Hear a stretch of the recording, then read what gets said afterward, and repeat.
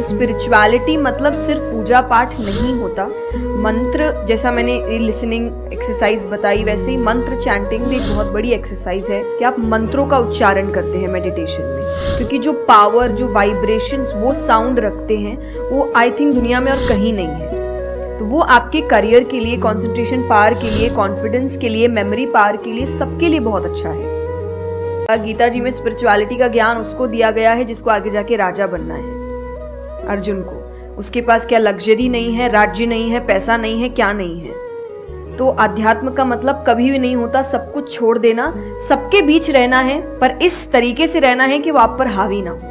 मुझे पता है कि एक ऐसी शक्ति ऊपर बैठी है जो मेरा बुरा नहीं चाहती, तो कई बार बुरी चीजें भी मेरी जिंदगी में हो रही है, मुझे पता है वो मेरे अच्छे के लिए है, क्योंकि वो कर रहा है। तो ये समर्पण, ये भक्ति है। तो ये आपको हारने नहीं देती। क्यों हारेंगे आप? क्योंकि आपको पता है ना कि वो हारने देगा नहीं। तो आप अपने आप गिरे, आप फिर उठेंगे कि नहीं भाई अभी गिरना शायद जरूरी होगा, इसका इशारा है। तो सबसे बड़ा दोस्त का आई थिंक क्वालिटी यही है, जो सपोर्टिव है लेकिन गलत चीजों में नहीं है। वो हर वक्त सही के लिए आपके पास खड़े हैं। और तीसरा जो मैं सबसे अच्छा कहती हूँ कि आपकी और उनकी मेंटालिटी मैच होनी चाहिए।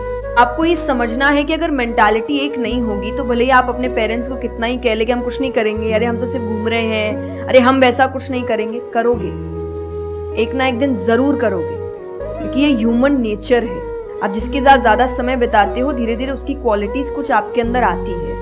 तो इसीलिए मैं हमेशा कहती हूँ अपने अंदर के बच्चे को जिंदा रखिए, क्योंकि वो कभी भी ये नहीं देखता इससे मेरा फायदा होगा, या उसको अच्छी लगती है चीज और वो करता है। कई ऐसे एक्सरसाइजेज हैं जो आपको हेल्प करती है कंसंट्रेशन के लिए।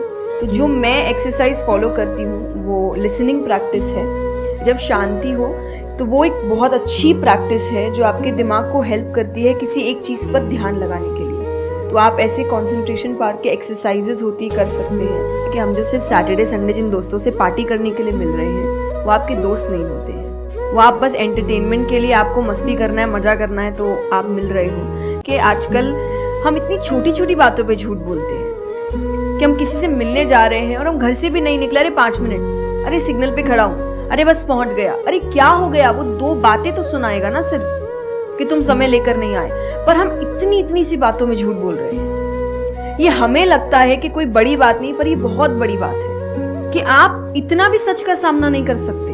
और फिर हमें लगता है कि हम लाइफ के जो प्रॉब्लम्स है उसका सामना कर लेंगे, खुद के सच का तो सामना कर नहीं पा रहे हैं। जिंदगी का सच सामने आएगा तब तो बैंड ही बज जाएगी पूरी। आज ये जमाना अलग हो गया है कि भगवान से भी लेन देन का मामला चल रहा है कि आप मेरा ये काम कर दो तो ये हो जाएगा, और काम एक भी नहीं हुआ तो भगवान बदल ले, कि वही कहीं और माथा टेकते हैं, यहाँ तो काम हो नहीं रहा। तो ये भक्ति नहीं होती। तो एक तो जो परसेप्शन भक्ति का बन गया है कि भजन कीर्तन पूजा पाठ कर लिया और भक्ति हो गई। भक्ति का असल मीनिंग है सरेंडर, समर्पण।